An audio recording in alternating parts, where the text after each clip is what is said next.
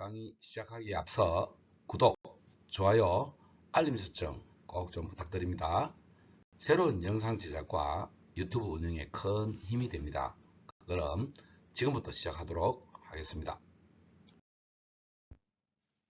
이번 강의에서는 공장 매물의 주요 특성에 대해서 함께 알아보도록 하겠습니다. 공장 매물은 광고 과정이나 계약 과정에서 또 다른 한 개 이상의 매물이 접수될 수도 있습니다. 광고 부분은 후반부 강의에서 상세히 다루겠지만 고객이 현수막 광고든지 블로그 또는 유튜브 광고를 확인하고 매수나 임차 고객이 아닌 자신이 운영 중인 공장을 매각 또는 임대를 요청하는 경우도 있기 때문입니다. 그리고 공장 이전 계획을 가지고 문의가 온 업체의 명함을 통해서 예비 매물 현황서를 준비해 둔다면 가까운 시일 내에 매물 의뢰가 될 것은 자명한 일이고, 추후 매각 또는 임대가 확정 지어지면 매물을 선점할 수 있는 이점이 있습니다. 예비 매물 현황서를 준비하는 경우 해당 매물 지역의 시세는 당연히 파악해둬야겠죠. 공장 거래의 대부분이 80에서 90%의 대출로 인한 금융 부담이 있기 때문에 종전에 운영하던 공장은 매각할 수밖에 없는 이유로 계약과 동시에 또 하나의 매물이 접수된답니다. 그리고 거래 대상 매물에 일부 임대가 되어 있는 경우에는 임차 고객이 제조업 공장을 운영하시는 대표분들이 임대입을 목적으로 하는 경우에는 매매 후 임대 매물이 접수되기도 하기 때문입니다. 또 다른 계약의 연속성으로는 자가 또는 임차 공장을 운영하던 공장에 원청 업체의 갑작스러운 물량이 발주가 되면 급하게 추가로 임차 공장을 부탁하게 되는데, 이런 경우에는 2년 정도의 기간이 경과하게 되면 물류비, 임금비 등 비용 지출 면에서도 그렇고 관리상 어려움으로 인해 두 개의 공장을 통합하는 과정이 발생하게 됩니다. 미래 사업 확장의 계획을 두고 두 개의 공장 규모보다 조금 더 큰 규모를 계획하게 되어 있거든요. 금융이자를 부담스러워 한다면 공장의 일부를 임대 건조해서 해소시켜 드릴 수도 있습니다. 결국 일부 임대 매물 하나, 종전 자가 공장 매물 하나, 종전 임차 공장 매물 하나 하여 3개의 매물이 확보될 수도 있고, 종전 규모보다 큰 공장 매수 고객을 확보하게 되는 것입니다.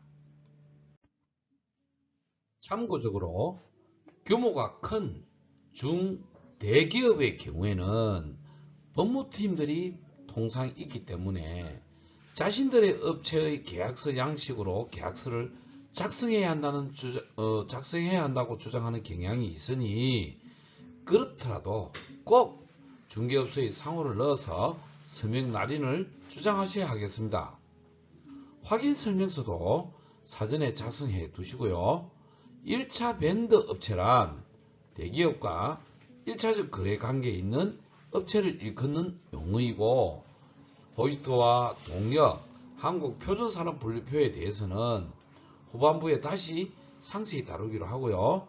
공장을 운영하는 대표자분들은 부동산인 공장보다는 생산성을 높일 수 있는 기계 도입에 우선순위를 두고 있는 듯 합니다.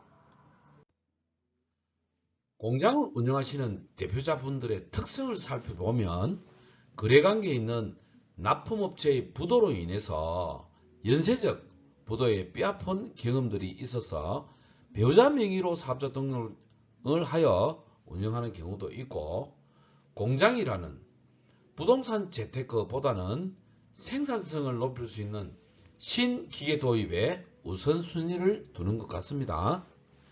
공장을 운영하시는 대표자분들의 공장을 매수할 때 결정하는 요건에 대해서는 기술력을 가지고 있는 조합원의 출퇴근이 불편하다는 이유로 극심한 반대에 부딪혀서 공장 이전을 보류하는 경우도 있고, 거래 업체와의 접근성이 떨어진다는 사유로 물류 비용의 증가, 납품 시간의 지연 등으로 매출에 영향을 끼친다는 이유도 있고, 자금의 여유 부족, 도로 폭을 이유로 원자재의 반입 가능 여부 및 동력의 공급 가능 여부, 안전사고를 염려한 작업 동선 등 여러 사항을 검토 후에 결정하는 편입니다.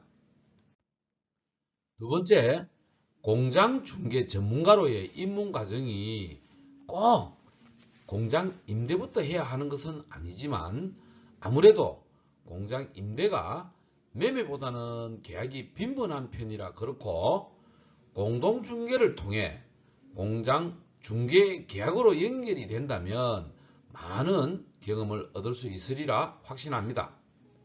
나름의 중개 경험이 3년 이상 축적이 되었다고 느끼시면 공장을 분양하는 컨설팅을 권장합니다.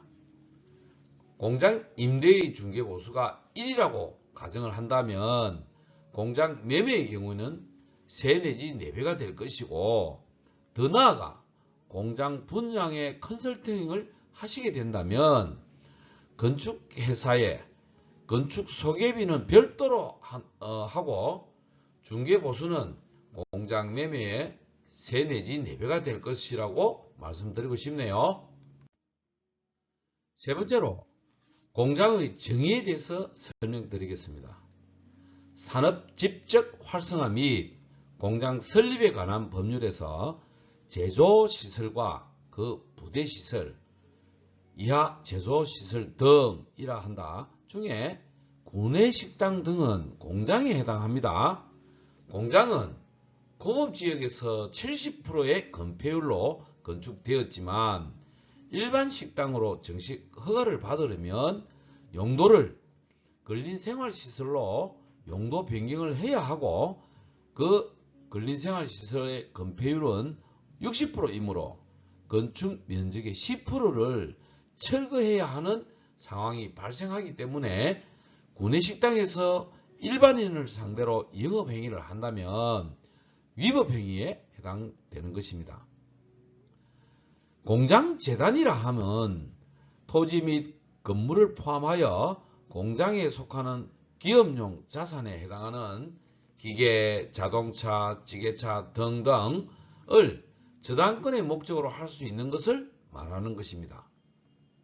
건축법상 공장에 해당하는 것은 공업지역에서 물품의 제조, 가공, 수리에 계속적으로 이용되는 건축물로 환경관리법의 규정에 의해서 배출시설 설치허가를 받아야 하는 공해공장과 일반 공장이 있으며, 환경관리법, 수질 및 대기보전법, 소음진동, 폐기물관리법 등등의 규제를 받게 되고, 다음으로 일반 주거지역 등에서 용도가 근린생활시설 가로 열고 제조업소 가로 닫고 바닥면적 합계가 500제곱미터 미만이고 대기, 수질, 환경보전법 또는 소음, 진동 규제법에 의한 배출시설의 설치허가 또는 신고를 요하지 아니하는 것으로 일반 주거지역 등에서 소규모 공장으로 500제곱미터 미만으로 건축되어 있는 것을 종종 볼 수 있을 것입니다.